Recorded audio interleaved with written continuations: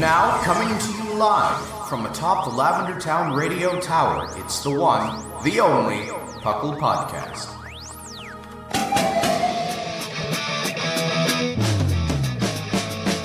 It's PUCL! PUCL! It's PUCL! PUCL! Pokemon Underground Champions League, oh yeah! PUCL! PUCL. And welcome to the 511th episode of the PUCL Podcast. I am your host, back today, Trainer Thatch, here today with my awesome co-host. We've got none other than R Sigma. Hello. And we've got P McGee. Hello, hello. It's been a while. Yeah, welcome to the PUCL Podcast. PUCL, of course, standing for the Pokemon Underground Champions League, a nonsensical name we came up with in 2007 to talk everything Pokemon, anything between the video game to the trading card game, and plenty of stuff in between, like Pokemon Go, and how it's terrible sometimes, like a lot of the time. Sometimes. Like a lot of the time, actually. I don't know how they're still doing things. I'm actually still amazed by Pokemon Go, by the way. I'm, like, genuinely surprised.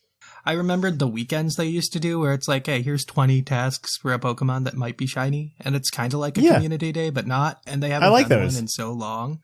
I like them, too. I really just feel like their marketing department is in some kind of tailspin. Like, I just don't think they're good at it. It's one of those things. It's kind of the story of Game Freak, or at least the narrative that people push about Game Freak, saying like, oh, it's a small indie developer, blah blah blah.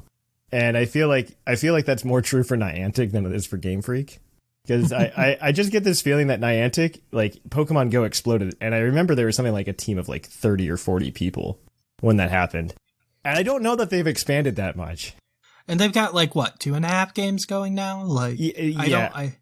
I don't know how you count the Pikmin thing. I don't know how. I saw something on what was it called, on the Sylph Road, talking about Catan, and saying that like the game was being canceled, and I was just like, I didn't know there was a Catan game. And they're just like, well, it technically came out like a year and a half ago, but it was kind of always in beta and like only in a couple European countries. But if you have it, you can transfer all of your stuff over to Pokemon Go, like all of your in-game currency, because it's closing. Wow. Interesting. It's mostly because like Ingress is like when they launched Ingress, I played Ingress before Pokemon Go came out, and I knew somebody was like super into Ingress. And like Ingress is like the bare bones of literally Pokemon Go. Like it is Pokemon Go with a dumb story, and it's interesting, but I just never like really got into it. They slapped a Pokemon coat of paint on it, and like it sold like hotcakes. And they're just like, oh, what other coats of paint can we throw on Ingress? Harry Potter. I'm sure it'll be successful. It reminds me of that Gus Johnson skit with J.K. Rowling in it, where she just like comes around the corner and just like ruins things with just like random facts that nobody needed to know. But like she's like, but I said it, so that means it's canon. And it's just like, oh man, I really don't like you right now. It's one of those deals. I don't know. So what have you guys been up to this week? I got to expert in Pokemon Unite. That was cool. Oh, that's cool. I think I'm an expert, and I've been meaning to like grind it some more. I just haven't had the time. Yeah, I solo queued there, so that was cool. I got Blastoise. That helped. Yeah, Blastoise is much better. Blastoise is a defender I don't feel bad about using when our team doesn't have a defender anyone wants to play as. It's like, oh, okay, I can play as Blastoise. I don't know. I don't mind Snorlax. Snorlax is pretty okay. I don't have Snorlax. I have like 10,000 coins for whatever next character I want to get, but I was like, let's get Blastoise, and Blastoise is fun. I think Snorlax is pretty good. I like Snorlax. Snorlax seems good. I'm not a huge fan of Slowbro. Slowbro's not great. I played him for a little bit, and then I started playing Snorlax, and I'm much better with Snorlax. It's like, I enjoy Blastoise because it feels like it's an attacker. Yeah, Slowbro tries. He tries. But yeah, since the season ends, like, next week, figured I should get there and get the outfit reward, so. I've been thinking about pushing for it and just, like, playing some more. I just haven't had the time. Like, I got like, sick last week and then had to go to that bachelor party, which was a time for Ryan. Hi, Ryan. And, hi, Ryan. Which was a good time. And then we went to, And then next week I'm going to be gone again. Man, yeah, please don't think I'm quitting, guys. It's just somebody's getting married. That's a good friend. I'll be back. And then I'll be gone again at the end of October. But that's because I have to visit my in-laws. I'm adulting, guys. I'm adulting real hard. It's just been like, yeah, I don't know. It's just been like, the past few months have just been like adulting really hard. It feels like life is like catching up post in quotes COVID. Post caring about COVID. That's the more accurate term. And I don't know, like people are just like, oh, we need to do things. And I don't feel good. I don't know how, I don't know. Like I'm a little worried. I'm hoping things are looking up. We'll see though. We'll see. Thankfully I'm vaxxed. And if you're not, you should go get vaxxed, guys. Yeah. Don't die. Don't die, please. It ain't worth it. No, it ain't worth it. Do not end up in an ICU, please. Oh, God. Yeah, we all love you guys. All right. What about you, McGee? Anything fun? You know, I wish I could say I've been doing exciting stuff lately. This was like a nice chill week for me, which has been nice. I probably should pick up Unite again, but I'm having trouble getting into MOBAs. I really thought this was going to be the one that I thought this would be the one to turn me and get me motivated. And I played it for a couple of weeks, but then I lost motivation, and I should pick it back up because it's a lively game and things are happening, and there's not a lot going on in Pokemon otherwise at the moment outside of Unite. So this is like the perfect holdover game. I'm really hoping we get like something once BDSP comes out, like is some sign that like something cool will happen. You know, like I don't know, like if they didn't have regionals in Arceus, man, I would be like, yeah, that's not happening. But now there's regionals there, and I just feel like it's just too much of a tease to be like, yeah, we came out with these new regionals, but you can't play with them for realsies. Exactly. Know? Even then, we're going to have to wait till like February, March for that. So yeah, exactly. But at least it would be something to look forward to, I guess. Well, I could totally see them doing like a series in VGC where it's just like, yeah, it's just national decks up to 493. You know, Ooh, I could totally see them doing that. That could be interesting. I could totally see it. I mean, they've been much better this year I guess since Swish has lost, since Swish has launched, they've been much better about having regular content changes going on with Swish or with Pokemon in general. Like, there's usually something to look forward to, because March through like July used to be barren. Not like they might announce a game and like sprinkle in a tiny bit of information for something, but there was no content going on. So we're getting more of that, and it still looks like it's going into next year. So I'm happy about that. Yeah. Like we got Snap and Unite too. Like there's plenty of going on. Yeah, no, I'm genuinely excited. I am very positive now, more so than I have been in a while. I'm very curious about what the rest of next year brings. Yes. Yes. Well, they obviously pushed Arceus out, but before Pokemon Day, right? Like they did it before Pokemon Day for a reason, guys. Like, yeah, it's been the right number of years by Pokemon Day. I'm hoping it's not Gen 9 next year. I really would love them to take an extra year. Like the Swish team is probably working on Gen 9, but that would be my guess anyway. Because I feel like Legends Arceus was a separate team, right? So yeah. No, well, so Legends Arceus was still Game Freak though. It was Game Freak, but they have like multiple teams, right? They have 2 teams, I think. I don't know. I'd much rather them spend their time on something like Legends Arceus than Little Town Hero, right? I forgot that game existed. As did everybody. Like Game Freak like always has these other games that come out all the time, and nobody plays them because they're not Pokemon. And they keep wanting to like make something else. They keep wanting to do like Pokemon 2, right? They want to have another franchise that's Pokemon 2, and you can like tell that's what they want. But the problem is I don't feel like they put their A team on it. It feels like a leisure project kind of. Yeah, it feels like it comes off as a leisure project, like, hey, here's something that's really cool that we were trying to play with instead. And then but then they don't like put the real polish on it, and they don't really work on it. Yeah, I was going to say the polish feels like it's missing at the end of the day. Like maybe Harmonite. Harmonite might have been okay. Like polish wise. I don't know. To be fair though, like it's there's just a lot of bad stuff. Like I don't know, like Pokemon itself wasn't like a polish machine when it came out, but I think it came out in an era where it was more forgiving. It's like I've been doing that Pokemon Blue playthrough, man, and I'll tell you, like there's some clunk. I would much rather be playing Fire Red Leaf Green than Red. Yeah, there is definitely some clunk. in Red and Blue. And the only reason I want to do Red and Blue over like Fire Red and Leaf Green is because you get the Pokemon Stadium content. You know what I mean? Oh, yeah. And like, if you do it on cart, you get to play Pokemon Stadium. And it's literally, I don't know, like Pokemon Stadium was legitimately like the first Battle Frontier. Mm-hmm. And absolutely. I think that's a model they should honestly do. Like, if you're gonna develop a separate thing, or if you're gonna be like, hey, nobody's gonna use the Battle Frontier or whatever, make another game that's literally just like, let me bring my Pokemon in from home and Battle Frontier, right? Like, that's all you need to do. Nothing else. Just like, it's just Battle Frontier, the game. I'd be curious about that. I mean, theoretically, that could still be DLC, but just the concept of them finally being able to get like a market gauge on how many people actually want to do that piece of content. Because we really don't know. Because all we have is Emerald, which is a low-selling game because it's the third game in a series, so they tend to sell lower. Mm-hmm. Heart Gold and Soul Silver were remakes, so like there's no gauge on that. Platinum was the other one they did it with, which again, third game, so no real gauge. So like we really don't know how many people really would pay $20 to play the Battle Frontier, and we still don't. I think a better gauge of it would be the sales numbers for Pokemon Battle Revolution. Ooh. Because Battle Revolution was legitimately just Battle Frontier. Like, that's all it was. Yeah. It was just a Battle Frontier. It was nothing I wish else. the rentals were better in that game. Yeah, the rentals are garbage. The rentals are absolute garbage. It's like, here, have the mid-stage of all the starters. It's like, this is not going to get me anywhere. No, so I did beat Pokemon Blue, not this week, but last week. But I was on the show, so I can talk about it.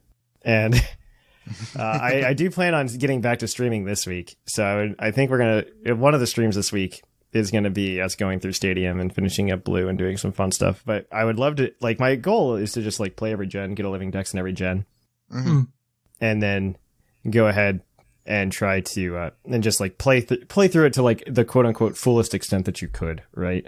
Yeah, and get to relive those memories. So I do plan on like going through Gen 4 in Gen 4 hardware, and then we're totally gonna go ahead and do like the Wii and go play Battle Revolution.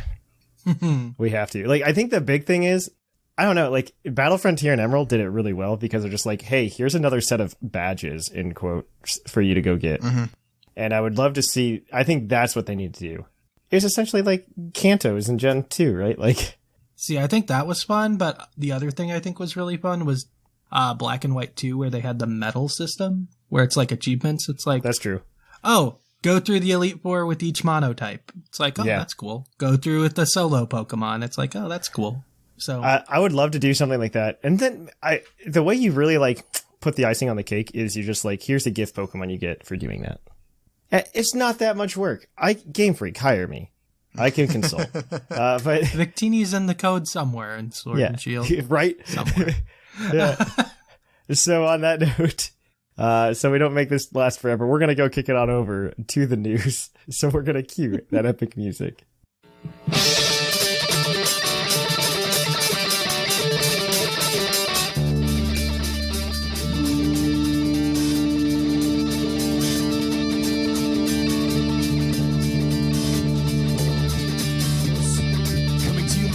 Lavender Town Radio Tower. This just in. And welcome to the news. So, in the news, we've got a few things to talk about this week. Pokemon Unite has crossed 9 million downloads on Switch, which is kind of impressive, considering there's, like, not 100 million Switches. I think that's, like, 10% of Switch owners or something, so okay, so they say that, but I have 4 Switches, so like, are they really? Like,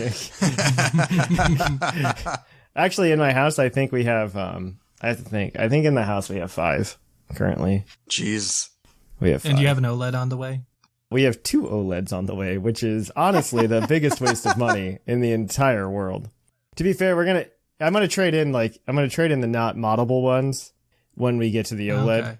When the OLED comes in, because there's no reason in having like all these Switches lying around my house. I mean, we had the big Switch update this week. Yeah, there was a big one. 13.0, something like that. I think they did that for the OLED. I think they did it for the OLED. They did, because there's a dock update feature in it now. Yeah. Only for OLED docks, so. Yeah. That dock's not even that different. What the heck's wrong with them? Apparently it's got something inside of it. I'm curious now. That's soon, actually, isn't it? That's like in like 3 weeks. Because the people who data mined the OS, I guess, found evidence that like the dock can support 4K, but it doesn't yet. So maybe that's what they do. They have so the thing that upsets me the most is it's been out like 4 years. 4K probably. It's been 4.5 years since the release of the Switch, and they're just like, oh yeah, by the way, Bluetooth headphones now, and it's just like, you mean so this could have happened the whole time? And they're like, well, yeah, but we didn't want to, and yet somehow they made it complicated to use it playing Pokemon, so that's cool. I'm just like, what's wrong with you guys? What's wrong with you? I don't understand. It's hilarious that they don't work when you're on local Wi-Fi or local wireless, and Pokemon's always either got to be on online or on local wireless. So you can't use it to play Pokemon on the bus, essentially. My gosh. Oh, it's sad. So Pokemon Unite crossed 9 million downloads on Switch. They're going to give out 2,000 AOS tickets on September 29th to celebrate the milestone. The game is going to be down this Tuesday evening for 10 hours to prepare for the mobile release, which is launching this Wednesday. Also, I'm going to read this verbatim, McGee. I know you wrote the I wrote notes. it. Oh, no, this is Sigma. This is Sigma wrote it. Okay, never mind. Sigma wrote it, so I'm going to read it verbatim. Yeehaw! Cowboy Garchomp has been teased to be coming in the update. God. It needed to be done. Moving on. This is Sigma. The Pokemon Company's annual TCG illustration contest will be open to both residents of Japan and the US. Entries will open October 13th and go through January 31st. Winner and runner-up of both Japan and US will have their artwork on a promo card and cash prizes. So that's cool. Also, haven't a ton of people who have like been involved in this actually become official TCG illustrators? It's possible. I wouldn't be surprised. I think Joe Merrick had something on his Twitter. He's been far more reasonable lately. Mm. I think somebody actually made him get off Twitter.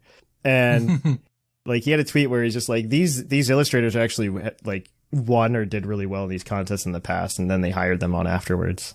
Mm-hmm. And so it's been Japan only until recently, obviously, and so yeah, it'd be cool to see like more American or foreign artists. Yeah, the rules include like you have to do day in the life illustration of one of 8 Pokemon that you choose. Mm-hmm. Oh, some are pretty like, yeah, those are Pokemon they chose, like Bulbasaur, Pikachu's there, Greninja's there, but then they've got some weird choices like Scizor and Galarian Rapidash, and I like all of Cramorant. Cramorant's there. Cramorant's Arcanine's there. Okay, that's not weird either. Like, you're literally listing nothing that's like the weirdest one there. I think is Scizor. Scizor or Galarian Rapidash. It's Scissor's the weirdest one. What's Scizor do in its normal everyday life? Who knows? Scissor's the weirdest one because Galarian Rapidash is at least like, I don't know, it's at least like new and hip, right? Mm-hmm. They're trying to push it as like the Alolan Ninetales, right? Mm-hmm. Scizor wasn't even in the base game. Yeah, exactly. Well, I mean, Greninja's there too, and Greninja's still not. Greninja's not in any game. Greninja's not anywhere, so. Greninja's in Unite, and he's okay there. Greninja's nowhere. DLC 3? Huh? Okay, hear me out though, Mickey. We typically don't talk about anime news, right? But there's an episode of the anime coming up in Japan where Ash is going to Mega Island. Oh my god. He's got his Mega Stone for his Lucario, right? Lucario Knight Y, it'll be fine. Why? Mega Ash Lucario, it's fine. Oh no.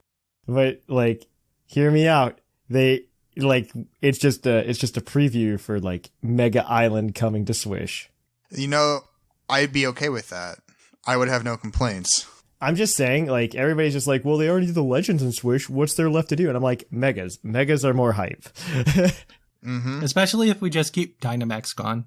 Yeah. I'm actually okay with Dynamax being not here. Oh my gosh. I'm still amazed by that thing that you sent me. And I think we talked about it a couple weeks ago on the podcast where it just shows that people started playing more when Dynamax was gone.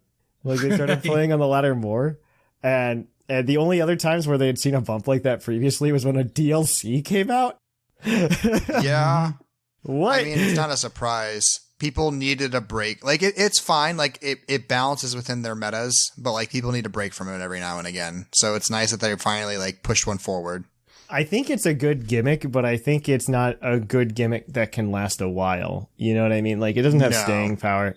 Like, it was cute when it came out. It's not a thing that I want to live with 3 years. Yeah. It was a cute gimmick, but man, could you imagine, like, the hype? Like, just imagine the hype. Like, Pokemon Day 2022, DLC 3, go to Mega Island.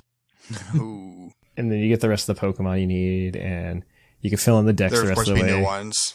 Well, so, like, you get Ash Greninja for going, right? That's a gift Pokemon. And there you go. I'm fixing everything, guys. They should hire you. You've got all the right ideas. I've got all the right ideas. I mean, there's definitely a reason why, like, Bastiodon and Rampardos were left out of Swish, right? Yeah. Yeah. I feel like they're coming. I feel like they're coming. You don't just bring back every fossil except for 2. Which happened to be for the remake we know is coming out in a couple months. Yeah, so you just go, oh, hey, you can transfer them over when you're done, right? Because the assets are obviously done. Yep. Mm-hmm. So I think you just do that, and you just treat the remakes as a quote-unquote side game in some limited extent, right? So that's my thought process. All right. Moving on. McGee, you get this next one.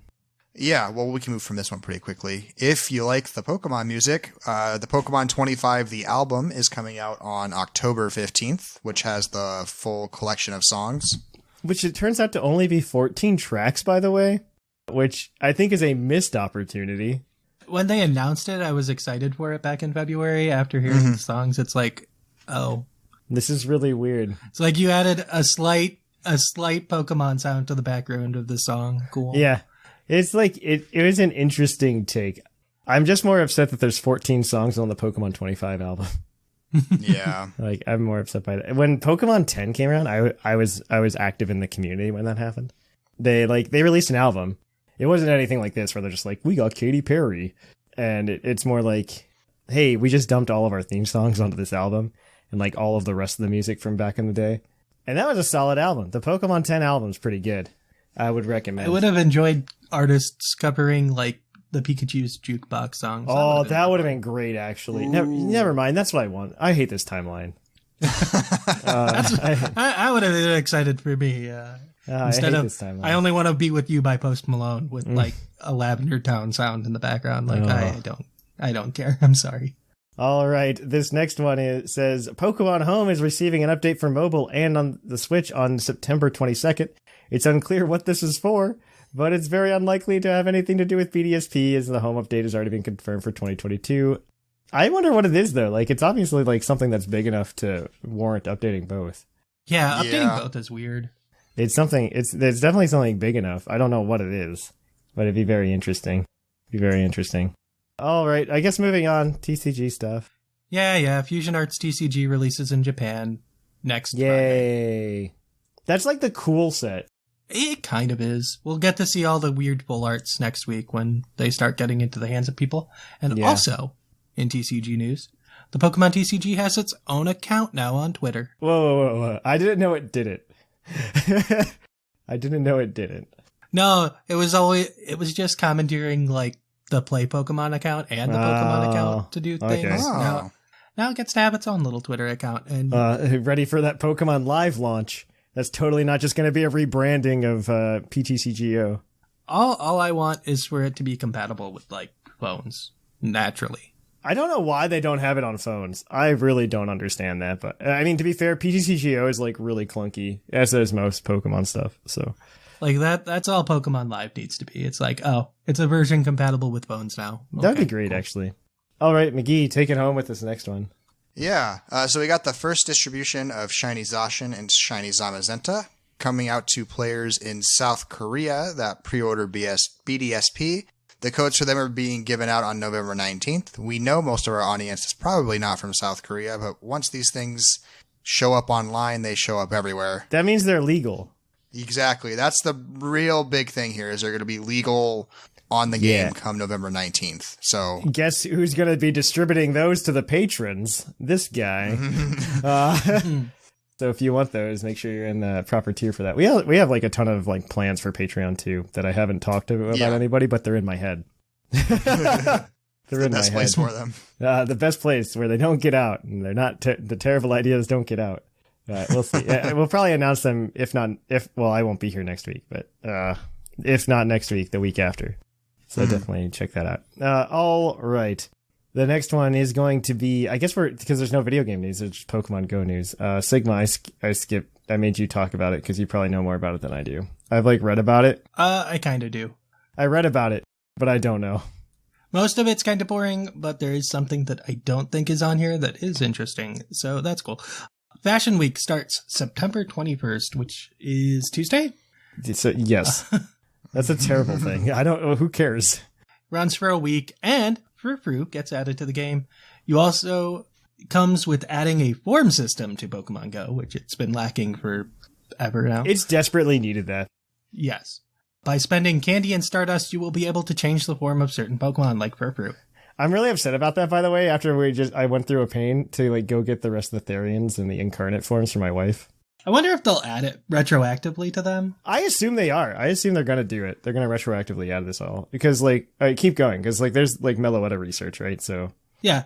Meloetta is going to be available for everyone who didn't get it yet. Usually people who got the Meloetta will get research again. That'll give them more candy for the Meloetta. Yeah. And considering it'll get a form change, presumably. I assume you'll get Pirouette. Yeah, Pirouette form. Yeah. I assume that we're getting Meloetta form change at some point. Yeah. Costume Pokemon for this event include Blitzel, Butterfree, and Sneasel. Sneasel looks great, by the way. I hate when they do costumes because most of the time you can't evolve them. No, you can't evolve these. Sneasel's wearing a poet cap. It's adorable. I still hate this. The next part of the Season of Mischief goes. I actually like what they're doing with the special research this season, where each event unlocks another stage to it. That's really cool. Yeah, this is really cool because I like that it's building up. Yeah, I think that's the right thing to do. Good on them. Pokemon Go, you did something right for once. Yeah, this is a step in the right direction. I like it. It's no, you can't just blitz through the research. You have to wait. It's oh, okay. I really like that. I really like it. Yeah, doing the timed research for the event gives you a Furfrou wig, and Shiny Blitzel will be available. So yay! Heck yeah! All right. There's also a quality of life feature now that lets you know how much CP you're gonna be at when you evolve. Cool. Yeah.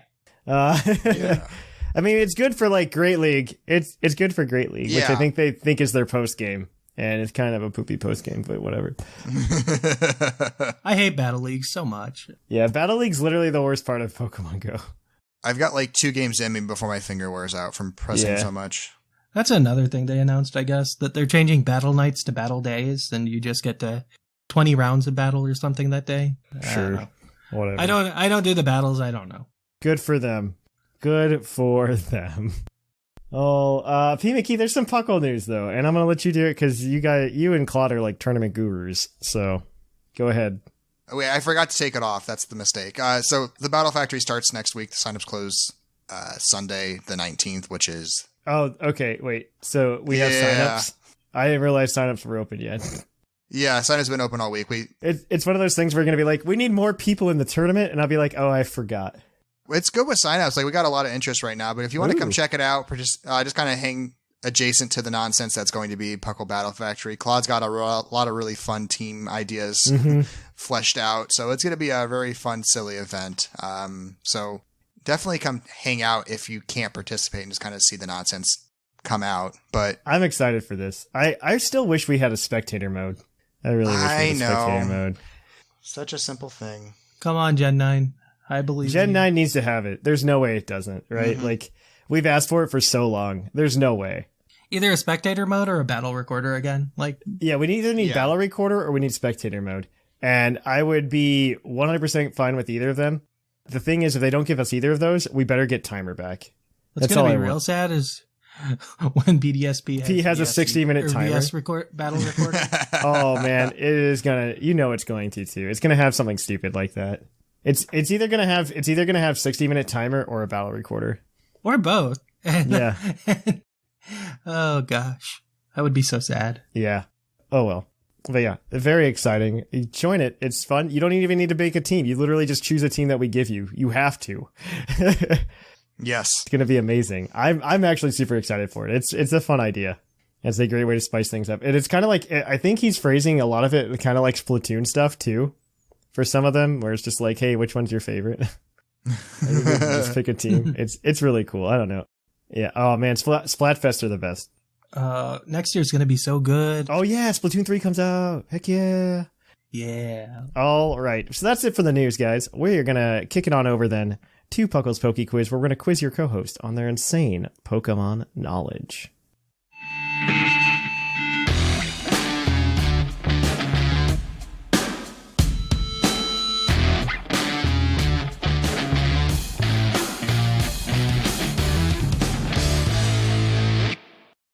Oh hi, and welcome to the Poke Quiz, the part of the show where we quiz our co-hosts on their insane Pokemon knowledge. I'm Mark, here to explain the rules. Our fabulous co-hosts will work as a team to answer 5 Pokemon-themed trivia questions that fans have submitted on the Discord server. Each question is worth 1 point, with Pokedex and multiple answer questions worth more, for a total of 7 points.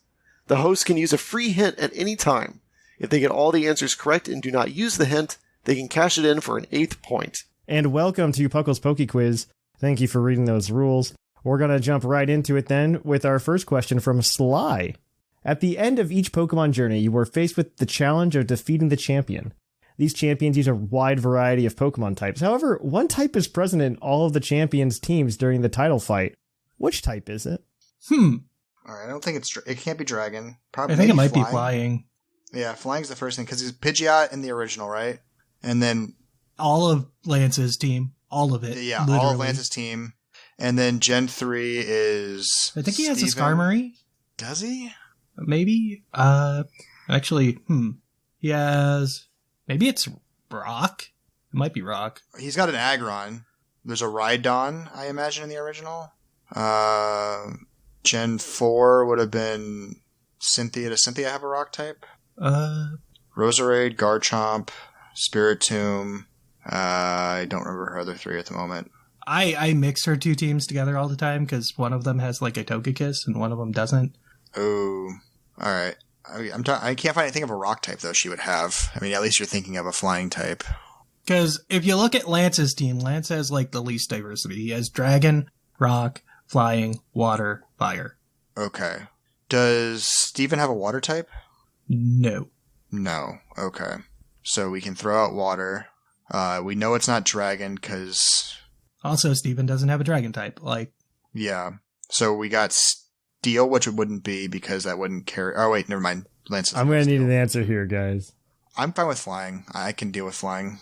I can deal with Flying, too. Flying is correct.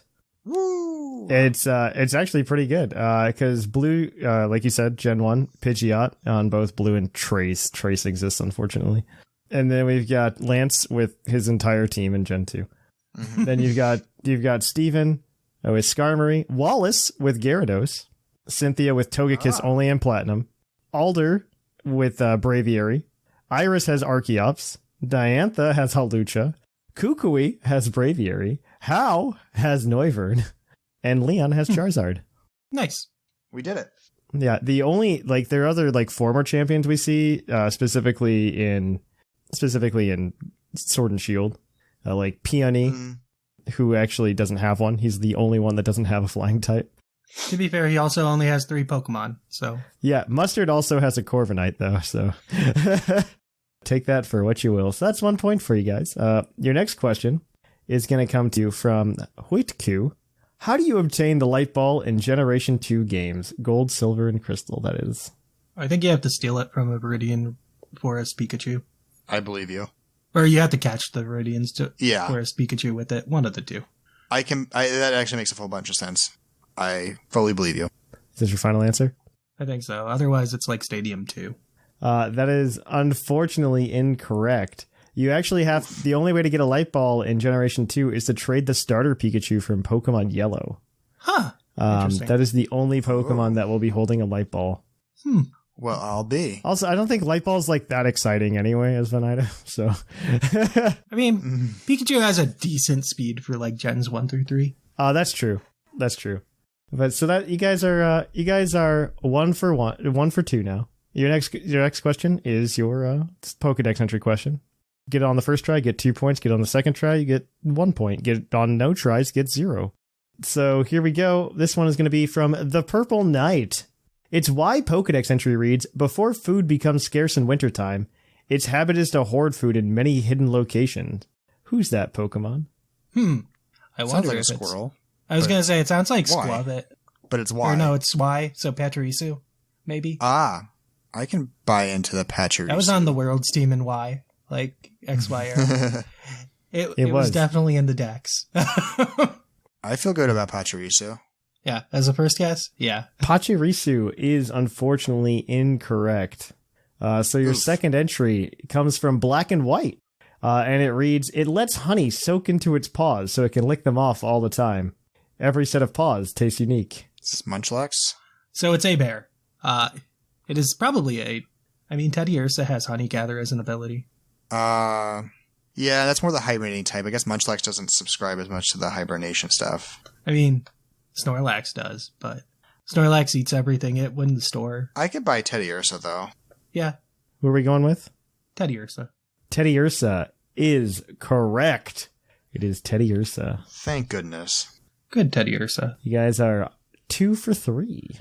So your next question is going to be worth 3 points. Up to 3 points, I should say. And it's going to come to you from...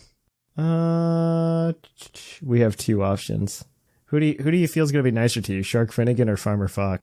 Probably Farmer Fox. All right, Farmer Fox. You're probably not wrong, actually. So, I haven't read through the question. All right, there are 9 answers here. You will get 1 point for every 3 of them you mention. Most legendary and mythical Pokemon are genderless, but there are 9 legendary/mythical Pokemon that have genders. What are these 9 Pokemon? Oh, this isn't bad. I can get 6. All right, we got Genies. Genies for 3. Latios for Heatran. That's so 6. That's 6. There are 3 you are missing. All right, I feel like there's newer ones that have genders after Gen 5.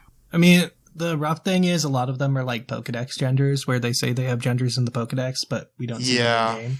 It's annoying. It's like, yeah, it's Ashen's female. Well, thanks. It's not. It's more like 2, but there's like technically 3. Interesting. You do have the hint you can use for free, by the way. We may need to, because I feel better about the BST question than getting all 3 of these at the moment. Okay. So the ones you are missing, 2 of them are Gen 8, and I will say are essentially the same Pokemon. And the other it's Urshifu's and Cubfu. And the other one's a Gen 4 Pokemon. Urshifu and Cubfu counts, yes. That is 2 of them. Cresselia female only? Like, is that a thing? What are the ones we got? So Fion, Manaphy, Cresselia, Shaman, Darkrai. I think Cresselia is just a female only Pokemon. I can believe Cresselia, because Regigigas isn't gendered. I don't think Shaman is... No, I don't think any of the mythicals have gender unless Darkrai's male only, but I think it's Cresselia being female only. Okay. Cresselia is correct. That gives you all 3 points. Yeah, it turns out that only Heatran, Cubfu, and Urshifu are the only Pokemon that can be, of these, that can be both genders. The rest of them are locked into their gender. But that gives you guys 5 for 4. Let's see if we can go for 6. You're on your base stat question. Your base stat question this week is going to come from Matters Cats. I like that name. That's a cool name. Excluding Megas, Ultra Beasts, Legendaries, and Mythicals. That's a lot of Pokemon, and understandably why when you hear everything. Which fighting type Pokemon has the highest speed stat? All right, excluding like everything super cool, what fighting type has? I like that descriptor. No Megas was on the list, right? No Megas. So would it be Mega Lopunny? No Megas. No Megas. Rip. Or it probably would be Mega Lopunny, yes. Not Pheromosa. Actually, Pheromosa's fast. Pheromosa, I think, is the fastest. Yeah. They said no UB, so no Ultra Beast. No Ultra Beast. No Megas. So I think it's actually Zamazenta, or no? Zamazenta. No legendaries. No legendaries. All right. So the first thing I hit is the only thing I hit over 100 like right now is Hawlucha at 105. Oh, Hawlucha. That's a winner, I think. 127-ish, something like that. No, I thought it was like 118. Okay, 118. That sounds still in the ballpark. I'm trying to think of anything else. Hawlucha's probably the winner, though. Unless there's like a random flying fighting type that is fast, but I don't think there is. No, Zapdos is the only other one. And that's a base 100. But it's 100, yeah. So I don't think. And it's a legendary, I guess. I don't know. Hawlucha's fast. Hawlucha's probably it. It's like his one thing. He's really fast. He goes on burden. He goes for sweeps. I think it's 118. Yeah, that sounds right. I'm just trying to think if there's anything, because we had to exclude so many. I'm trying to make sure I didn't forget anything off my head. Because it's like Phalanx and Octopus thing is not. Yeah, they're slow as can be. The fast fighting type is Urshifu, and that's out of the question. And Zamazenta, but that's out of the question. Also the question. Urshifu doesn't even cross 100. Como is not fast, so that's no good. I don't think it's a Gen 1 fighting, because Hitmonlee and Hitmonchan aren't fast. Neither is Poliwrath. Yeah, Gen 2 doesn't really have Hitmontop is not fast. No. Gen 3 and Hariyama, can't think of the other ones right now.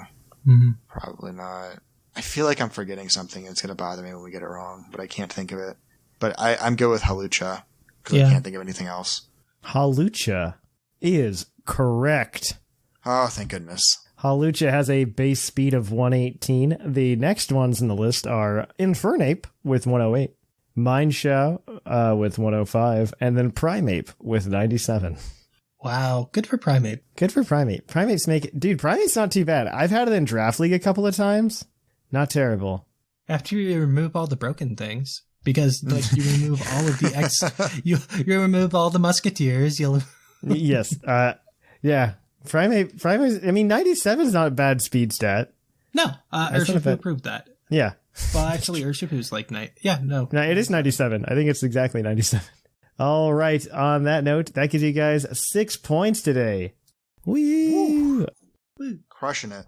I know you guys did wonderful today. Okay. So I'm going to go ahead and add in those points for you two. So in first place with 7 points is Sublime. Tied for second place is P McGee and R Sigma with 6 points. And tied for fourth place is a 3-way tie between Whimsicott, Seth Vilo, and Mark with 5 points. If you want more Puckle's Poke Quiz, be sure to tune in next week for that exciting action. On that note, we're going to kick it on over to today's topic. Hey, would you like a green Tauros badge? Well, you can have one. If you come over to our Patreon at patreon.com/PucklePodcast, we are going to be getting them out once we hit $850.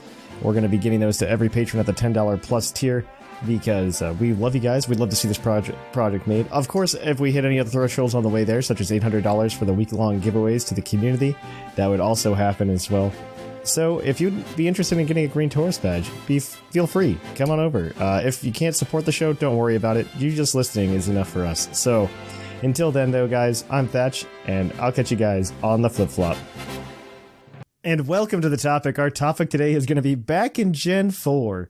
The catchphrase that Thatch says a lot of times because Thatch used to play competitive in Gen 4 more often than he'd like to admit. But honestly, I think that was the epitome of, well, not the epitome, but that's when a lot of people entered competitive. Yeah, because it became accessible. Yeah, Gen 4 was like a really crazy time in general for Pokemon, especially the online community, because that's when the internet, like, I wouldn't say the internet was in its infancy, it was in its adolescence. Mm-hmm. And it like YouTube was still the wild, wild west, right? At that time. Yeah. But like, so was most of the internet. But the thing with Diamond and Pearl was they were the first games to let you battle other people online, which is something that we take for granted now, but they were the first games to let you do that. It was such a pain in the butt, guys. I cannot express to you how much of a pain in the butt it was. You can complain about these codes all you want. These codes are very convenient compared to the way it used to be. Because you used to have to, you had friend codes, but not for, your DS system like you did with the 3DS. You had friend codes for your specific game. Yeah, Palpad. Oh. Yeah, Palpad was awful. I don't remember any of this. I think I was a couple of years too young when this came out to, know all the online features and how... Oh, it was so rough. But, at the time, I don't know, if you think about it in the context of the time, it was pretty revolutionary. Yeah. It was really revolutionary. I remember my friend and I, because it was before everybody had a cell phone or a good cell phone, and it was when texting plans were a luxury. So I didn't have a texting plan until I went to college, And so instead of like texting my friends, there was one guy, we would legitimately get on a DS battle, right? There was no timer back in the day, by the way. There used to be 0 timer. There, and Diamond and Pearl also had 0 team preview. Yeah, that was a beautiful thing. That was not beautiful. It lets you do a lot of gimmicks that you couldn't pull off anymore. But it was, Electivire was OU until Platinum came out, because of that. So it was, we used to like connect online for a battle, and we ended up using like the DSs as a phone because the microphone functionality worked. Mm-hmm. If you did that, which is really cool. Really cool. We would just like sit there, we'd call each other on our DSs essentially during a Pokemon battle.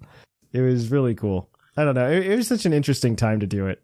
They did try to like push like the microphone attachment for the DS at the same time. I remember like them showing that off and being like, I'll trade you my I think the advertisement was like 2 girls like, I'll trade you my Munchlax for your whatever. And it's just like whoever has the Munchlax is getting the much better deal. Yeah, Munchlax was a hot commodity at the time. Once you have one Munchlax, it's easy to get more. That's true. Oh, but I don't know. Sigma found like a bunch of these forum threads from like back in the day. And I think it's great because one, it makes me feel better about early Puckle. For those of you who are unaware and have not listened back to like the earliest Puckles, and I this isn't an endorsement for those episodes, by the way. Don't Puckle be like starts at 110. Puckle starts at like 115, I think. That's when the good Puckle starts. But when Puckle started, it was when Gen 4 was the hot thing because we really wanted to form a community that was based around getting around doing these like online battles. I was not aware of Smogon at the time. Smogon has existed for way before Diamond and Pearl. And they used to just use battle simulators. Not Pokemon Showdown, which is the one everybody uses now. It was actually like Pokemon... I don't even think Shoddy Battle was the one they used for Gen 3. I think they used something else. Probably not. I think they used something else. Shoddy Battle was the big one in Gen 3, though. For Gen 4. Gen 4 was the big Shoddy, I think. It was. Gen 4 was Shoddy. And then it went to Pokemon Online, and then it became Showdown, and Showdown's just the best interface. So it was. Showdown is way better, much better, I would say, than a lot of these other ones have ever been. Does Shoddy still exist as a website? Shoddy might. I think a lot of that team actually like went to Pokemon Showdown, if I'm not wrong, because it used very similar like syntax for your teams. So I don't know that it's much different. I think it's gone now, which makes sense. Yeah. Yeah, I don't know. It's been a crazy time, though, to see a lot of this stuff pop up. Just because, I mean, Sigma sent, like, all of these, like, guides, these old guides and everything, and they're hilarious. And I think episode 1 or 2 of Fuckle was just like, Torterra is the best starter. And you know what? That's, like, the type of advice you'd see. Like, that's the quality of advice you would see back then. Is like, this is the good Pokemon because this reason. Because nobody was good at the game back then. Like, there were a few people, but not as many as there are now. Yeah, there wasn't the same meta that we take for granted now about what makes a good Pokemon. Yeah. And like what kind of stats spreads you need to see, what kind of type combinations, what kind of coverage moves you want them to have. Like Torterra was just fat. Yeah, there just weren't like a lot of people who were good enough to analyze it. You know what I mean? Mm-hmm. Because it was like all of us figuring it out at the same time. Yeah, because the physical special split changed things. Changed how you thought about things. Yeah. And so it was just a bunch of kids like running around trying to figure out what's going on. Maybe they weren't all kids, but it was a bunch of us like running around trying to figure out how to make things work. Yeah, I mean, like a central hub existed, I'm sure. Like in terms Smogon of, like, existed. Smogon existed. Like the information hub existed, but like not everyone was using it well or using it frequently. And so a lot of like stuff was like tribal knowledge still. Like this is good in my little group, and I'm going to tell everyone it's good, even though it may not be outside of this little group. I wouldn't even say that like Smogon was good about it at the time. You know what I mean? Mm-hmm. Like, because like I said, there were so many people that were just getting into it. And so it was just like, oh man, it was just all these people not knowing what's going on, giving bad advice. Like people had to learn that Life Orb is good. Yeah. Yeah, exactly. It was nuts trying to figure out the whole thing. It was, I think my first competitive battle that like I ever did like hardcore is still online somewhere. It's either on the Puckle Podcast account or Puckle Podcast 2, because I was playing against one of the old guys. So like you all know like McGee and Sigma and like the other co-hosts are on the show. And so for a short while before like we settled on this format of like rotating co-hosts and stuff. We had like a couple different hosts that were just like all the time here, which is fine. I think that's how most podcasts operate, and I think it's cool that you guys get to like also know somebody who's not Thatch.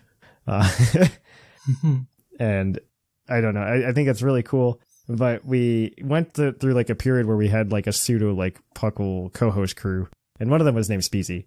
He went on to do like Cake Boss. He like made some of the cakes on Cake Boss, but now he like runs his own comic studio, like his own little startup comic really studio. Cool. Yeah, it's really cool. It's called like Speezy Comics, Spezi Comics. Go check him out, and he's really cool. We actually like did a battle and we recorded it, and I remember I won because Self Destruct used to have some like dumb mechanics. Was it Self Destruct or Explosion where it halved the defense of the Pokemon? Both of them do it. Oh god! The only difference is the base power. I forgot that was a mechanic. Yeah, that used to be a mechanic. Oh. It used to halve the defense of whatever Pokemon was being hit by it. And additionally, like if you're running Snorlax with Self Destruct, you also get Stab. You get Stab on top of that, so it's not good. It's pretty much like an insta-kill button. Like something is dead. Yeah, some things are dead. And Snorlax is taking the hit, unless it's a close combat. Yeah, Snorlax is taking the hit, and he's going to blow up. Self-destruct Snorlax was a big thing. The meta back then was nuts. But I don't know, like, I love these guides. I'm going to let you start listing stuff off. I've listed, like, I've gone 9 minutes or so without just, like, gushing over the old days. All right, so... Yeah, this first one I found was based on Wi-Fi Doubles Guide from Pokemon Battle Revolution. It's the best. And, here's their what not to do section. I love it. Once again, this is just advice. Don't hurt them. I love these old Game Facts guides, too, that, like, the font just, like, brings back memories. It just is nostalgia. Yeah, I used to read through these a lot. I looked up a lot of things on Game Facts back in the day, but... Here we go. Uh-huh. Don't use Pokemon from Red, Blue, and Yellow. First generation. It's true, though. It's kind of true. 90% of them can't compare to the more recent generations. The only ones you should use are any that have a new stage, Rhyperior, Electivire, etc., Dragonite's family, and any legendary or Jolteon.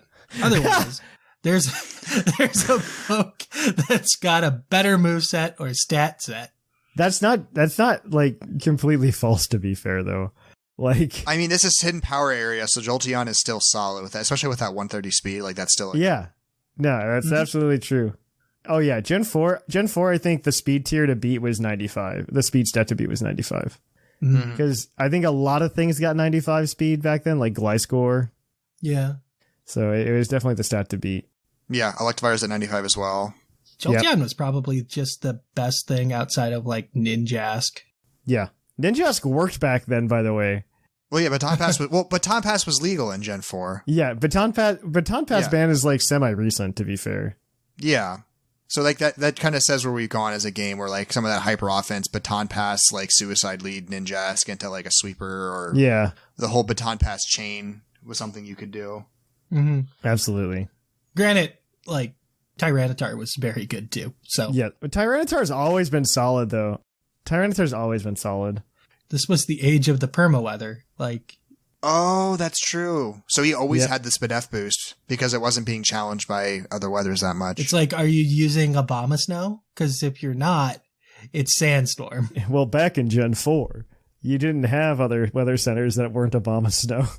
I mean, you had Hippo, but you're setting the same weather, so it didn't matter. You had, like, Groudon, Hippo, Tyranitar, Kyogre, and Abomasnow. That's all you had.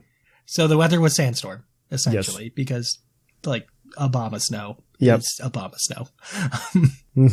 Unfortunately. But, yeah.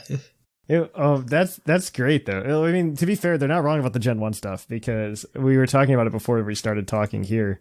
But, like, a ton of Pokemon actually did get buffs in Gen 6. And it is mostly Gen 1 Pokemon.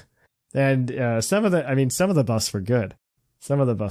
I don't know if all of them were good, but some of them were. Like, Raichu got bumped from, like, 100 to 110. Pidgeot got bumped from 91 to 101, which is actually, like, semi-noteworthy. Well, that meant its Mega could get another 20. I mean, a lot of Pokemon just got like attack buffs too, like Poliwrath. Alakazam got a special defense buff. Yeah. Golem got an attack buff of 10 points. Ampharos, they were just like, defense, here you go, for whatever reason.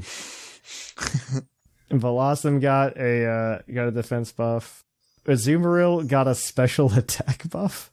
I'm sure it uses that every day. And it's good for the whirlpool trapping. That whirlpool trapping, yeah. You got to do that extra 2 damage on the whirlpool. That matters. That matters. Jumpluff gets like 10 points, but I mean those aren't Gen 1. But they're like the list of Gen 1 Pokemon dominates the rest of them. That got a buff. Yeah, I mean they needed that little bit. Most of the time it didn't make a huge difference on them, but like it helps like keep them from falling to the wayside. And even now, I would say like a lot of Pokemon. I don't know. I'd say they're pretty decent about making sure most Pokemon are still like semi-relevant.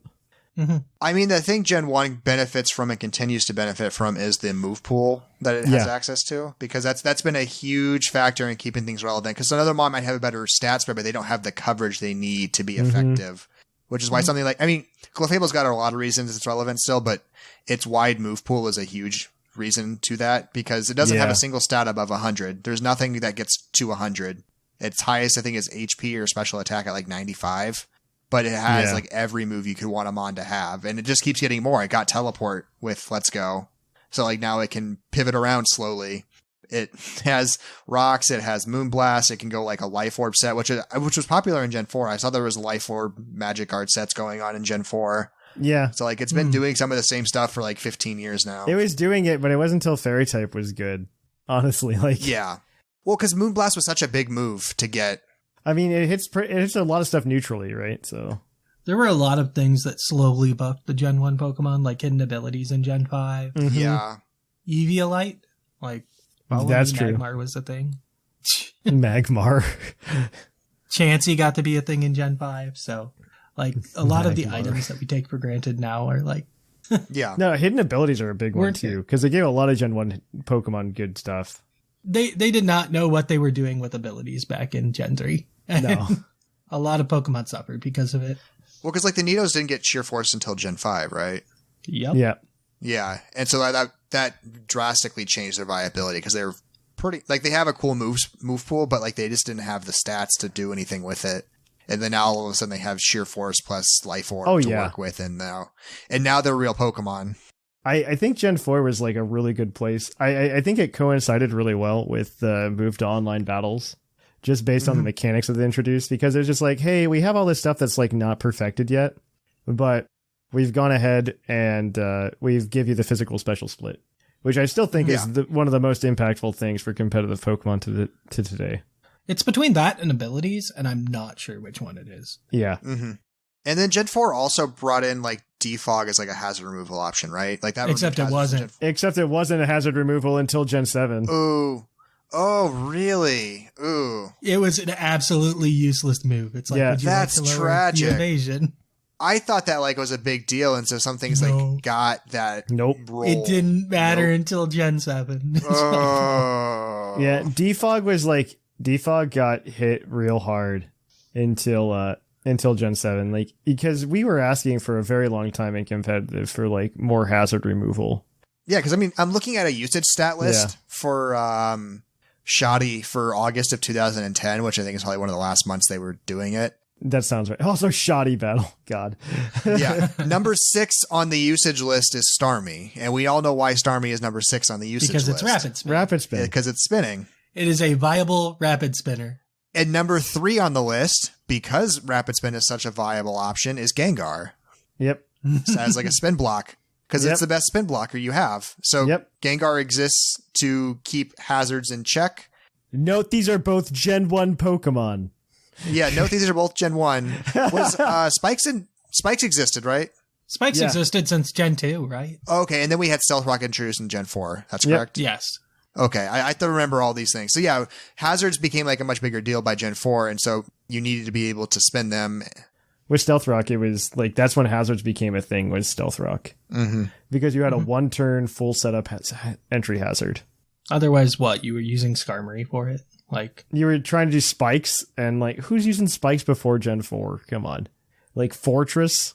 Fortress and Skarmory, probably. Yeah, Skarmory maybe, but like Skarmory wasn't as good back then, just with the other options that were flying around. Because like Jolteon was everywhere, you know? Skarmbliss. Well, and Magneton had Magnet Pull, and so you had to, and now Magnezone as well. So yeah, pre-team preview, because I remember this being a big deal in Gen 3, where you didn't have team preview, so Skarmory struggled because Skarmory was really vulnerable to getting caught by a Magneton it couldn't scout for. Yep. Because it didn't see what was on the other team. You know, that was a huge thing. Like there used to be different strategies that used to work that didn't work anymore. Like, because Diamond and Pearl were the last games that didn't have team preview. Mm-hmm. And so like Electivire is 31. Electivire was OU in Gen 4 because what you would do is you would just run Gyarados on your team, and everybody had a Gyarados because Gyarados was good. This is another Gen 1 Pokemon, but this strategy guide's garbage. That's Number 4 on the usage I'm just proving it wrong. Yeah. This is what I'm proving. Well, no, like I said, this is doubles. Though I don't know why you're running Jolteon in doubles. Yeah, I don't know. I still feel like this list is wrong. Because I think you had Intimidate on Gyarados anyway. Yeah. Mm-hmm. So that's always good. Yeah. But you used to just run Gyarados, and then you just switch out when like Jolteon came out and took a Thunderbolt with your Motor Drive as Electivire. And Electivire, at the time, its standard moveset was Electric Move. Either you could run like a mix set where you run Thunderbolt, because then you could kill something like a Gyarados a little bit easier than with Thunder Punch. But you could like run a mix set, and then you'd run Ice Punch, then you'd run Earthquake. Yeah. Because you had it, and then you'd run Cross Chop. It's still a tragedy to this day that for some reason they did not give him close combat in Gen 8. I don't know why they wouldn't. It wasn't going to break him. They gave it to Lycanroc. Mm-hmm. They gave it to Lycanroc. Give it to Electivire, please. It's not like he's going to do something with it. He's struggling enough as it is. He should get the little bonuses that you can give him. Yeah. Team preview is the death of Electivire. For context, Electivire can use Teleport, but he can't use Close Combat. Yeah, that makes sense. It makes perfect sense. Of course. It makes sense. Poor Electivire. Poor buddy. He's like one of my favorites. I just want him to get a little bit of a boost. He's someone that would be perfect with a Mega. Give him like 20 more in speed. Yep. Make his attack actually like stand out as the better stat. Oh, I'd love it. I won't get things I want. No, I won't get things. But he's so close. I don't know. Competitive was fun back then, though. I don't know. It was just like a good time. Mm-hmm. I really enjoyed it. I don't know. I just like talking about the old days. I don't get to do an entire show on it. Yeah. As much as I like the changes that Gen 5 added, I'm hesitant to say that Gen 5 was the healthier meta. Oh, Gen 5 was definitely not a healthy meta. Gen 5 was terrifying. There's a certain monstrosity that did show up in Generation 5. I think Hydreigon. Hydreigon. Well, Landorus. Terrakion. Yeah. Oh, Terrakion. Landorus has been terrorizing the meta for 10 years now. Terrakion pre-Lando T. Ooh. To be fair, in like the official meta, Lando hasn't been as bad in BSS and VGC. Oh, it's very popular in BSS. Is it? It's very popular, yeah. It's in the top 3, at least. Oh my gosh, I haven't been paying attention. Yeah. I mean, you take away one of its best checks in hidden powers, so everything could just pocket. Like every team had a way to pocket a hidden power ice. Well, the problem is, I don't know that solves the issue either, because like at one point in Gen 7, they were just like, the best counter to Landorus is Landorus with hidden power ice. And it's just like, I'm like, cool. Thanks guys. Wow, we did a good number there. It's one of those mons that's been really, really good. So Gen 4 without it, it was just a nice thing. I'm taking a look. Mm-hmm. We're taking a look at Battle Stadium singles. It is number 1 right now, so I am absolutely wrong. Thatch doesn't know what he's talking about. It's number 1. Zacian is number 2. Like Zacian's number 3 right now, actually. Okay. Number 2 will not surprise you whatsoever, and it's Rillaboom. Yeah. I'm looking at the stats on the app right now, and I see... Oh, on the app? I'm just on Pucalytics. Oh, yeah. They don't update that much. Yeah, I'm just on Pucalytics. Or they might be using the... like, nobody in the top 10 here surprises me, so... Yeah, it's like, Rillaboom stops the Kyogre menace. Actually, I'm not surprised by anything in the top 25 at this point. I wish I could be surprised by something. Oh, there we go. Number 36, Scizor. There we go. That's the first one that surprises me, kind of. Because like you just don't see him that often anymore, and that's about it. Oh well, but yeah, Gen 53 first surprise, Slowking Galar. There we go. He's a really good special wall. I believe that. But back to Gen 4. Yeah, something I liked about Gen 4 that I brought into play that I think was really fun for Pokemon in general was pivot moves, like just like a U-turn coming into play as like a U-turn move. So that I really like. I'm disappointed that it took them until Gen 8 to give us flip turn. I know, because we get U-turn in Gen 4, we get Volt Switch in Gen 5, and then we don't really see anything until Gen 8. We got Parting Shot in Gen 7. We did get Parting Shot. It just didn't get a distribution. Yeah, the distribution is super limited on Parting Shot. And now it's on Incineroar because that needed a buff. But yeah, we're just like, let's buff Incineroar. Incineroar is not used enough. So I actually have a forum post on U-turn, which at the time was called Somersault by the community because, we did. Was that what it was called in the Japanese? Because we used to like get stuck on the Japanese terms for a very long time. It's what Cerebi apparently translated it as because there was once a attack dex page for the move Somersault. Yeah. And I have to assume that it's U-turn by the description that this person's using. But I believe this. Hear this out. This is turning Somersault. This is turning to be my favorite move in Diamond and Pearl, but I'm having a hard time wanting to use it. Most cases, it's on fast Pokemon who will salt into a new Pokemon before the opponent attack has been received, meaning the new Pokemon you brought out will receive the attack. This could be terrible if you predicted wrong. Yeah. That's how it goes. That is the trade-off. It turned out to be, but it's like one of the best moves in the game now. Oh, yeah. Absolutely. It absolutely is one of the best moves in the game. Like, this is what people were thinking when it was first announced. It's like, I like it, but I want it on my slow Pokemon. So I can get attacked and then switch into To be fair, slow switches are amazing. Slow switches are nice. It's why Teleport has taken off this generation like it has. Because you can, especially with Slowbro and Slowking who have Regenerator, they can easily eat the attack for like 30%, teleport, get all the health back, and now you're in full control of the field. Yep. But like fast momentum was perfectly valid in Gen 4. It's why things like Infernape are probably pretty good alongside the mixed coverage, because I think Infernape's really high on this usage chart. Yeah, it's top 10 on the usage chart. It used to be a really good suicide lead.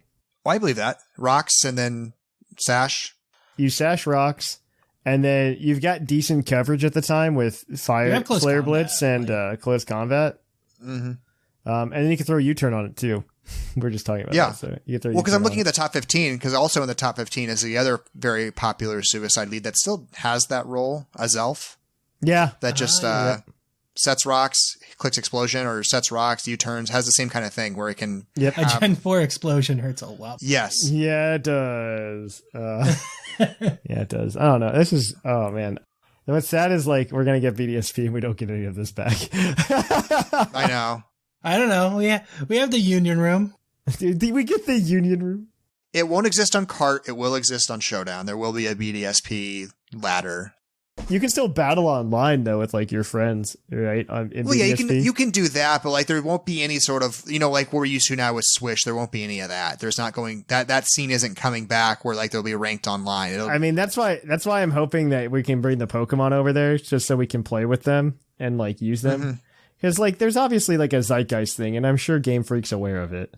And honestly, if you want to push sales after the Christmas season, you can just be like, yeah, you can bring the Pokemon over. When you're done. Like, no, I'm being honest though, right? Yeah.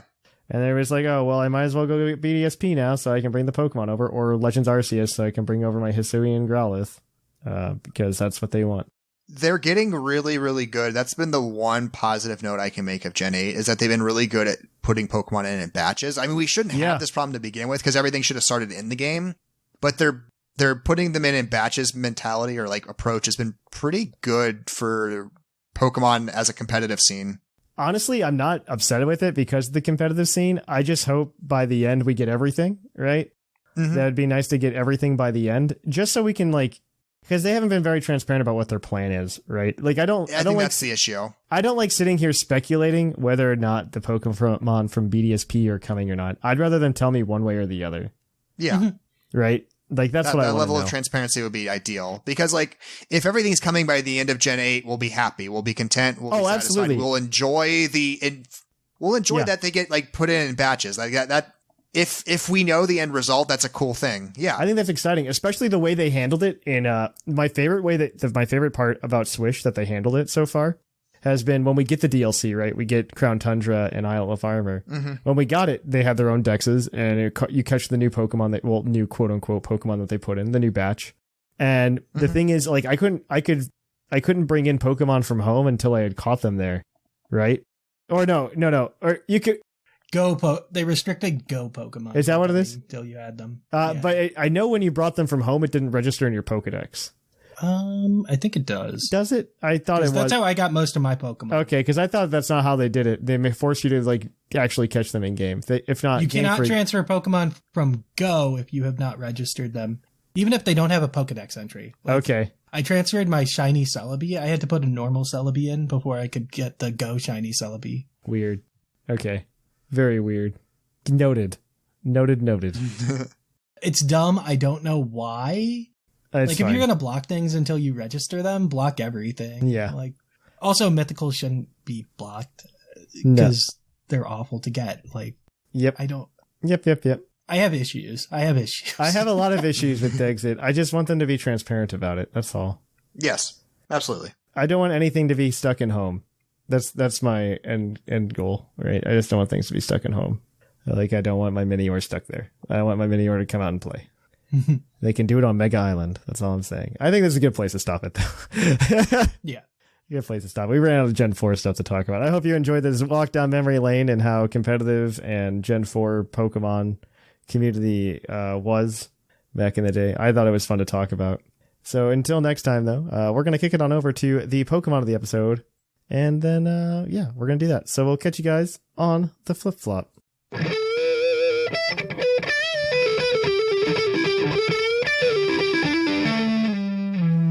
The episode. And welcome to our Pokemon of the episode. Our Pokemon of the episode this week is National Dex number 478, Frostlass, the Snowland Pokemon. Her Pokemon Sword entry reads, after a woman met her end on a snowy mountain, her regret lingered on. From then, this Pokemon was born. Its favorite food is frozen souls. Yummy. It's a really dark entry. What do you like? Dude, it's not as dark as some of the other stuff that came out later, okay? I know. Half of the Mega Pokemon entries are just like, this Pokemon's in pain. It is eternally suffering. He is suffering until he is no longer a Mega. All right. Frostlass is like a Pokemon that's really fast, and that's about it. That's it. 110 base speed. 110 base speed, and then it's got a bunch of 70s and 80s everywhere else. Gen 8 was good to it, though. It's not really relevant for this team, but because it has the same amount of special attack as it does physical attack, but it didn't have any good physical stab options until this gen, where it got both Triple Axle and Poltergeist. So now it can actually be like a banded set to surprise. Not relevant for this team, but just something that Frostless has. Yeah, this is a fun team. I like that. It's a fun team.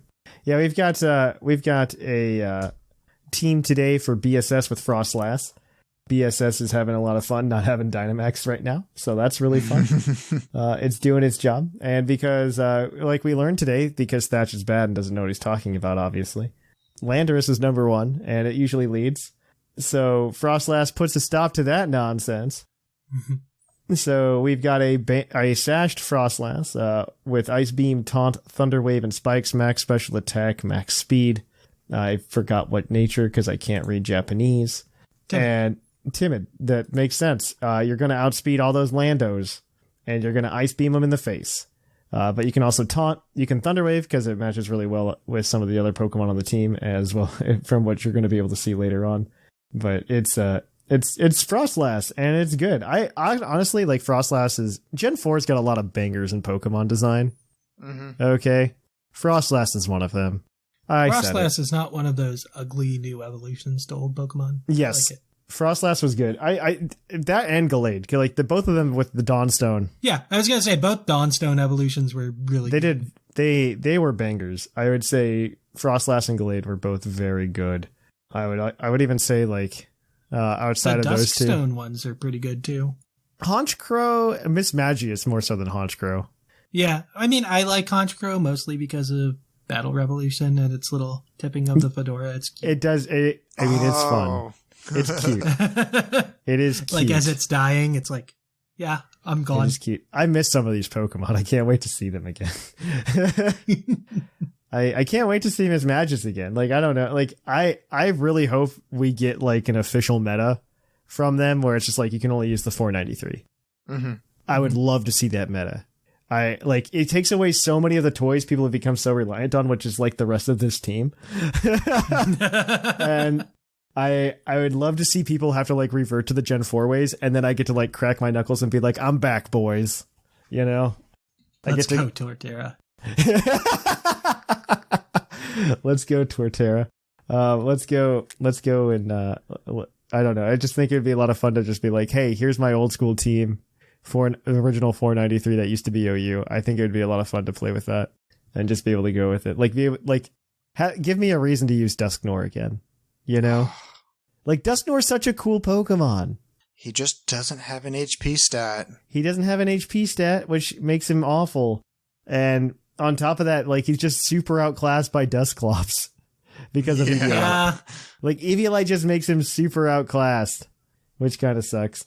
The other team member on this team is, because this is you get one legendary in this meta currently, is Zacian holding his rusted sword.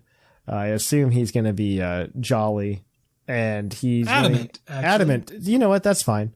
It's a bulkier build. It's fine. Yep. What is the EV spread? Not the same as I think it is. It is not the same that you think it is. I believe that. Oh yeah, it is 140 HP, 236 attack, 12 defense. I'm sure that matters. Sure is that four special defense and 116 speed? That is 4 special defense. Yeah. The 4 special defense is because of level 50 nonsense. That's what that's for. They're just like, we have 4 left over. We might as well put it here. And so it's Iron Head, which is going to turn into Behemoth's Blade, Play Rough, Fire Fang, which is an interesting choice, probably to counter things like Scizor, and or even Ferrothorn, and Wild Charge, which is Wild Charge, Behemoth's Blade, and Play Rough seem to be pretty standard on most Zacian nowadays. So you got to hit those Toxapex. Yeah, I'll let you guys take whatever you want to take from here. Sure, I'll go next, I guess. Are you going to take the genies? I'll take the genie. Next up, we have Thundurus, bulky boy holding the Rocky helmet. We've got 244 HP, probably a bold nature, I'd imagine. Yeah, bold nature. Max defense, 12 in special defense, and that's it. We're running Prankster, so we got Prankster. We can taunt, we can Thunderwave with no real worries. And we have Volt Switch and Grass Knot. That's fun, actually. I like the Grass Knot tech. For those ground types that are annoying, then. Well, like Quagsire's like a non-issue, right? Like, yeah, it's can a real become thing a in singles. Yeah, I mean, because Zacian just like doesn't have an answer for it. So yeah, exactly. Mm-hmm. It makes sense that it's there. Even like Gastrodon. Gastrodon's popular in general. Yeah, but Gastrodon I think gets 2 KO'd by Play Rough. I would believe from that. Zacian. I'd believe that. And next we have our friend Landorus with its leftovers. It's in its Therian form. The team that counters the Landorus has the Landorus. It's fine. I mean, it's an interesting Landorus set. It's different. If we were in doubles, it's more important to say, yeah, it's Therian form, because I guess Incarnate form is kind of good right now. Because it destroys Zacians with its sheer force. But yeah, it's got 228 in HP, Adamant Nature with 116 EVs in attack, 12 in defense, 4 in special defense, and 148 in speed. What does it outspeed? I don't know what Pokemon that is. Oh, it's faster than a Dracovish, apparently. Oh, I would that makes sense. You want to be faster than a Dracovish. Like a max speed Dracovish or something. I don't know. Well, take us home here, McGee. Oh, I didn't go over the attacks for. Oh, never mind. Yeah, never mind. Earthquake, Rock Tomb, Bulk Up Substitute. For those of you at home who aren't following along, there are 2 Thunder Waves and a Rock Tomb so far. Get ready for this. we are Speed Control the team. We are Speed Control the team. Yeah. So we've got good boy Dracovish hanging out on this team. He is going to be running the Assault Vest so that he can tank some special attacks. He's got 44 HP investment, 244 in attack, 4 in defense, 156 in special defense. I believe he's the positive SPDF nature. Careful nature, I think. Careful nature, that's the nature. Good and for then him. 60 in speed. Yeah, he's being cautious. He's got, what is it? Vicious Rend, because if you're running Dracovish, you kind of have to run that. Crunch, Psychic Fangs, and then Rock Tomb to getting down that speed so that he can pretty much tank any special attack he needs to, get the speed down, and then start smacking things with Vicious Rend because he's probably outspeeding at that point. Yeah. And then the final piece on the team is Cinderace running a Choice Scarf because that's what Cinderace does. Pretty standard set, 252 attack, 252 speed, 4 special defense, and then it is going to be a Jolly nature. So he is really a way of dealing with Zacians so that he can outspeed them and hit them with, Pyro Ball Stab to pretty much one-hit KO. High Jump Kick as good coverage, Gunk Shot as good coverage, U-Turn as good momentum. Mm-hmm. And that's the team. That's the team. So if you're a patron at the proper level, we're going to be giving out that Shiny Frostlass starting probably tomorrow when I put the episode together. Is when I'm trying to get better about scheduling myself for that. So be sure to take a look for that on patreon.com. If you would like to do that, go over there as well. Just wait. We're going to announce some new things for that here in the nearish future. So on that note, we are going to go ahead and we're going to kick it on over, though, guys, to the mailbag. So let's do that. It's mail time! Send in your emails! Mail! And welcome to the mailbag. The mailbag is a part of the show where you send us in an email to puclpodcast@gmail.com, and we'll probably read it on the show. I forgot what the question was last week since I wasn't on the show. I did type it out. I typed it out and did all the show notes. I assume it has something to do with non-combat Pokemon. That's it. What's your favorite non-combat Pokemon thing to do? That's it. Oh my gosh, I'm a dummy bear. All right, so yeah, we asked you guys to send those in. But of course, if you write an email and we deem it to be good, you can, of course, win the coveted Green Tauros badge that gives you access to the Green Tauros Club on our Discord server. Maybe there might be a way to buy a Green Tauros badge in the near future. Keep your eyes out for that. Or ears out? I don't know what it is. We're an audio podcast, folks. As opposed to a visual podcast. We may be giving out, may have an avenue for Green Tauros badges in the near future. Please be on the lookout for that. We are going to go ahead, though, and get into these emails. So let's go, I guess. The first one's going to be from Purple Knight this week. Purple Knight, before we start, though, I would like to say we did see your other email, and we do appreciate it. Thank you very much for sending that in. But go ahead, Sigma, you've got this one. Alola, Puckle Crew. Been a while since I last wrote in, and this topic is one that I greatly enjoy. These monsters are so versatile that this topic definitely deserves to be talked about more. Speaking of, I think one of the best side gigs for a Pokemon would be to help run a daycare, but not for other Pokemon, rather for all those little trainers to be. I even have the perfect caretakers for the tiny nuggets. Who better to take care of them than Drifblim? Because what child doesn't love balloons? In fact, I think it only needs that qualification, since it's such a strong trait for appeal. My last argument for this career path for Drifblim is that it's very easy to keep them happy in such a fruitful environment. This means it's extremely cost efficient and won't require a lot of coin to take care of. So admission for the daycare can be very cheap, most likely being able to make a net gain with it being no less than 50 Poké-Dollars. Although, whomever runs the joint will most likely need substance as well. So throw some bread into the cost for good measure. Now, to name it something that really gets the point of the business for this non-combatant casting across. How about Drifblim Daycare? What could be more appealing than that? Your squire, the Purple Knight.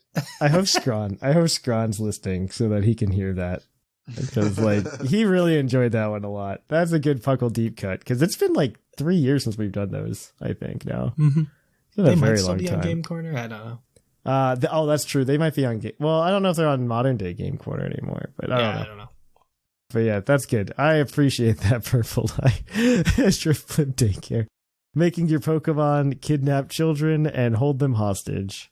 The daycare service. Wait, I think that's a good business model. The cops don't catch you. That's a good business model. Could you imagine if somebody did that? Man, okay.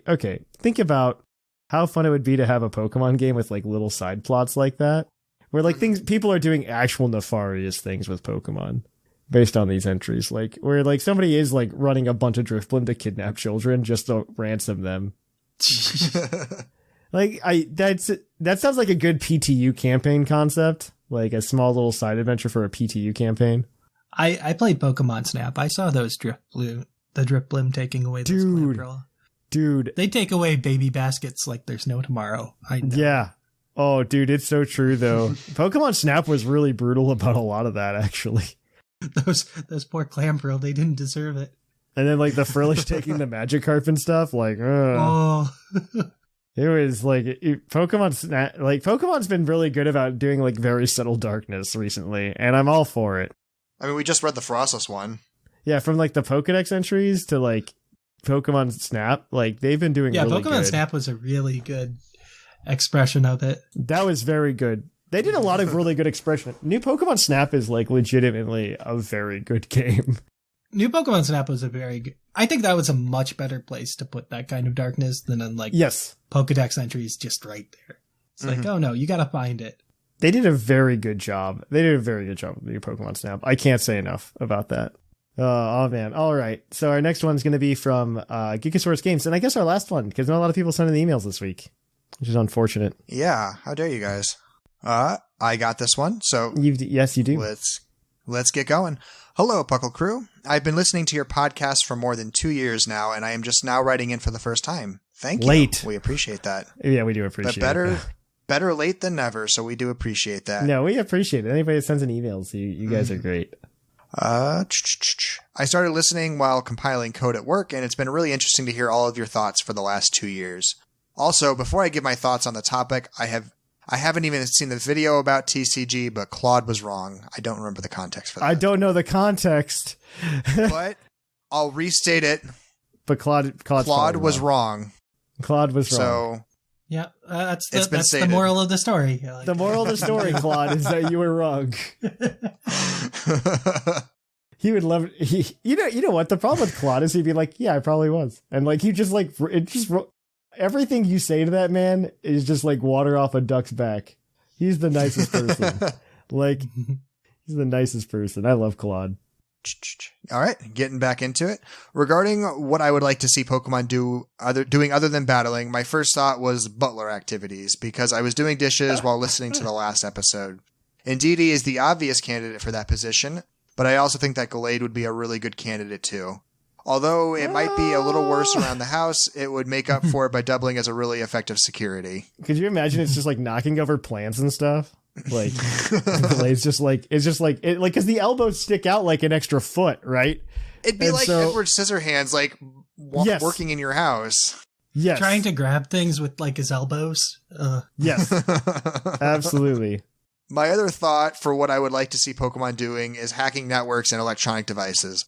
Porygon would obviously be really good at it since it can travel through cyberspace.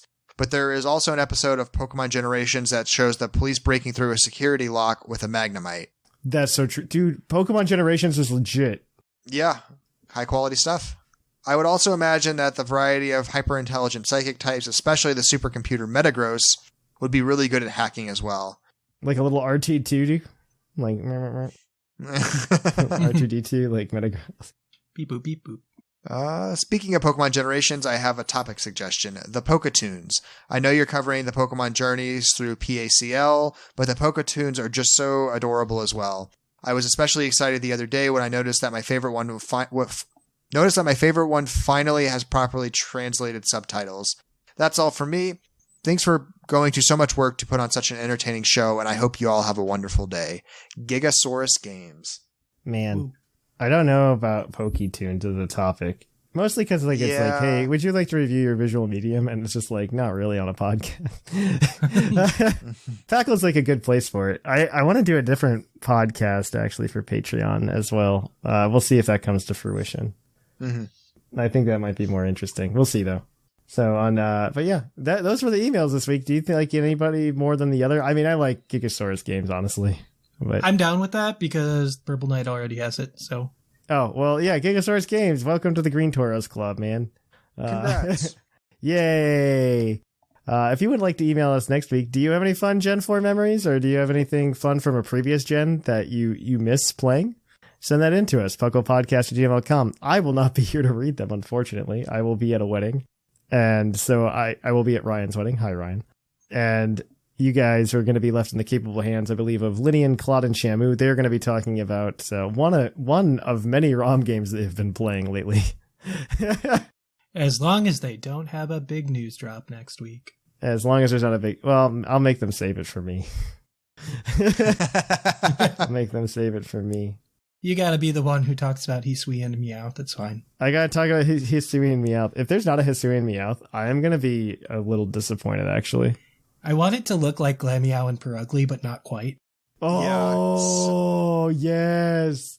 Be a skinny Purugly. Let's go. I mean, isn't Alolan Meowth kind of in the ballpark of that? No, Alolan version is disgusting looking. It's fine. Yes. I don't know. I wouldn't mind the retcon, honestly. At this point, I wouldn't mind the retcon of them being like, well, actually, it turns out that Skitty is just Hoenn Meowth. And Purloin decided to be bipedal because it decided it was a Meowth. It's a Meowth. That's just Unovian Meowth. I'm 100% for these retcons. Most of them aren't good Pokemon, so honestly, I'd be super okay with being the Plusle and Minun are just two versions of Hoennian Pikachu. Pachirisu is a Sinnohian Pikachu. And just let that list go on. Let's keep it going because those Pokemon don't need to exist, and that's okay. And while we're at it, let's combine the Nidoran. It's fine. I think it's too late for that because I don't mind that because I think it's one of those things where it's like this is where we came from. You know what I mean? Yeah, we're too with far the along Nidoran to change up Pokedex. It's just like because they came up with the idea of gender differences in Gen 1, obviously, with Nidoran male and Nidoran female. And it's a really cool concept and it really fleshed out. And we see something like that. It doesn't happen again, until Gen 4, where they're just like, oh, hey, male Burmy and female Burmy evolve into different things. And then you have the worst Combee example, but can we at least allow Nidorina and Nidoqueen to breed though? They should. I think that was just hashtag we forgot. We forgot and we never wanted to fix it. Yeah, it's fine. I think it's a hashtag we forgot, and at this point we're too scared to fix it. It's part of the lore now. We're too scared to fix it, guys. It's okay. If we go in and fix that, who knows what'll happen next? Mewtwo's will start laying Mews, and we don't get that. Oh my gosh! All right, so this is it for this week's show. So if you want to keep up with us throughout the week, best way to do it is come to Discord at puclpodcast.com. You can, of course, follow us on social media over at Twitter, Facebook. We still have the Facebook, it turns out. I thought we lost it. Instagram and Tumblr. You can also go ahead and follow us over on Twitch at twitch.tv/thepuclpodcast, where we stream, or I try to at least twice a week when I'm not feeling awful and death. It's just been a horrible week, man. It was just in terms of gut bacteria, it just did not feel good. So I didn't have the energy to stream, but I will be back this week. I'm excited to get back to it because I really just like hanging out with you guys and having a good time doing it. I'm going to try to get back on making schedules. October, I'm going to have full schedule for the whole month figured out. It's going to be a good time. We are, of course, going to go ahead and do a lot of other fun things this upcoming month. So definitely keep your eye out there. You can also follow us on YouTube.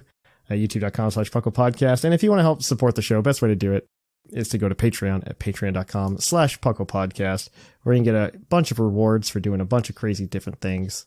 So we definitely have a good time with that, and we hope that you guys have a good time with that as well. Stay on the lookout, because we are going to be adding a lot of new things to Patreon here in the upcoming months, and I can't wait to see what you guys think of those. So on that note, we are going to kick it on over and end the show. I have been Trainer Thatch. I've been R Sigma. And I have been P McGee. And here in the Lavender Town Radio Tower, it's closing time.